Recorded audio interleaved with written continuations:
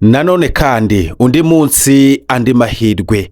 Ikibanza cyiza kiri i Nyamirambo kurya nyuma. Ni ikibanza cyiza kiri muri site ahantu heza hari kubakwa, ni hafi cyane ya stade i Nyamirambo. Mbere yuko dukomeza reka nkubwire ko 2K13 Business Limited aba n'abanyamwuga mu by'ubwubatsi, kubera ko batanga serivisi z'ibyangombwa byo kubaka, bagatanga serivisi zo gusana, kuvugurura no kongeresha icyangombwa, batanga kandi serivisi zo gupima ubutaka, bakora ibijyanye no kumenyekanisha imisoro ya Rwanda Revenue Authority, bakora kandi ibishushanyo by'inyubako zitandukanye, banakora igenagaciro ry'imitungo, bakanubakisha amazu ndetse bakanavugurura amazu, batanga serivisi zo gukata ibibanza, batanga serivisi za banki ndetse n'ubujyanama ku mishinga yo kubaka, banatanga serivisi zose z'irembo. Aba banyamwuga 2K13 Business Limited wabahamagara kuri iyo nimero ureba kuri screen yawe, cyangwa ukabandikira kuri email kaconstruction818@gmail.com. 2K13 Business Limited, ubunyamwuga mu bwubatsi. Uvuye i Nyamirambo kurya nyuma cyangwa se uvuye kuri stade i Nyamirambo, na ahantu wakoresha iminota hagati y'10 na 15 ugenda n'amaguru. Na ahantu wakoresha iminota iri hagati y'3 n'5 uri ku kamoto. Ahangaha mpagufitiye ikibanza cyiza cyane, ni muri site ya Rugarama. Ni ikibanza gifite ubuso bugera kuri metero kare 360. Ni ikibanza kiri ahantu hafite view nziza cyane.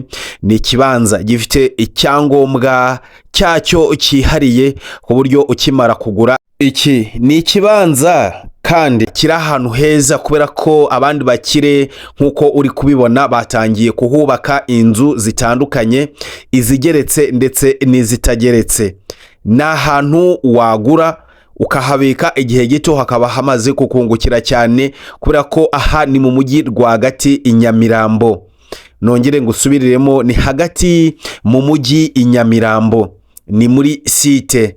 Ni ahantu hafite view nziza cyane. Igihe waba uhisemo kugura iki kibanza, ibijyanye na borne ndetse no kwishyura ibikorwa remezo ntabwo bikureba, bireba ugurishije. Kuri miliyoni 30 zonyine urahita wigurira iki kibanza, gihita gihabwa autorisation de bâtir, kubera yuko ibyangombwa byose nkenerwa kugira ngo ubone autorisation de bâtir uraba wabyishyuriwe.